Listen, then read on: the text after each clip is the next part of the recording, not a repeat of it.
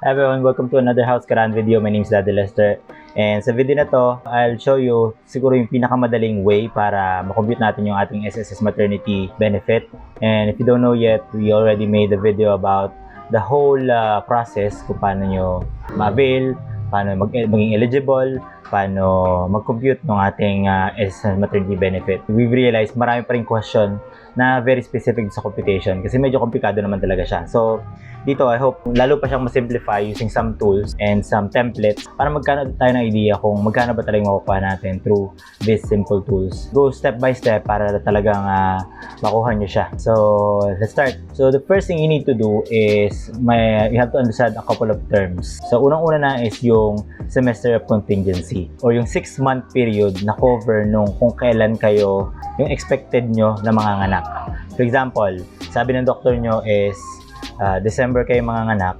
So, ang kailangan nyo maintindihan, kung saang quarter siya kasama, gamitin natin yung example na to. So, as of the recording itong video nito is May 2021. So, kung December manganganak yung asawa mo, yung quarter na kinabibilangan niya is yung 4th quarter ng 2021.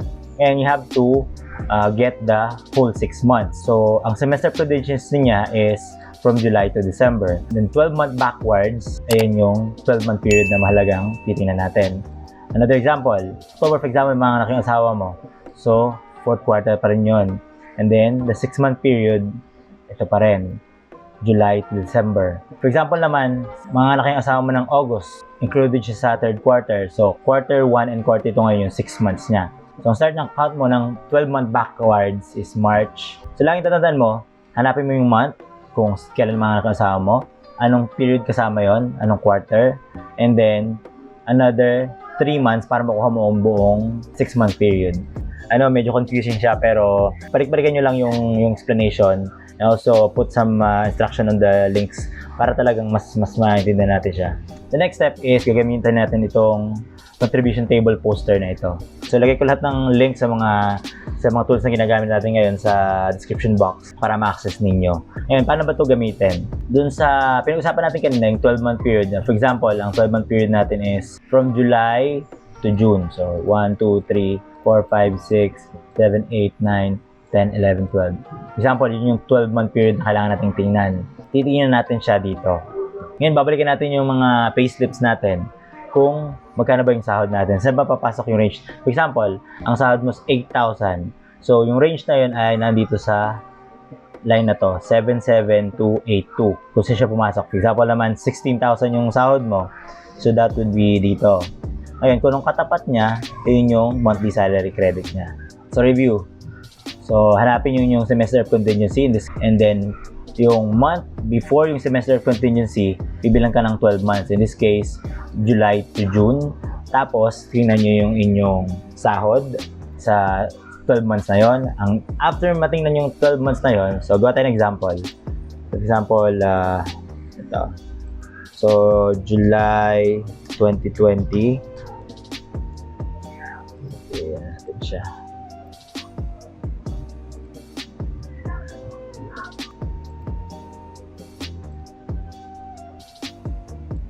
Ito naman, 2021. So, ito ngayon yung 12-month period na titingnan natin. Titingnan nyo ngayon kung magkano yung mga sinahod nyo for these past 12 months. So, for example, 15,000. In most cases, most people, halos pare-pares naman yung sinasahod nila. For example sake, lagyan natin ng konting pagkakaiba. And for example, yun yung sinahod nila. The next step is, tingnan mo yung 6 na highest salary. So, in this case, ito, and then all the other 14,000. So, kahit alin yan, pwede mo nang piliin, actually. So, 6 months. 1, 2, 3, 4, 5, 6. So, yung 6 months na yan, yan ngayon yung inyong 6-month salary na titingnan. Dito natin siya lalagay. Ito, mahalaga itong link na to. So, as you can see, pwede mong enter ngayon yung ating mga salary credit dyan. Example, 15,000. Yung 6 na pinakamatataas. 14,000,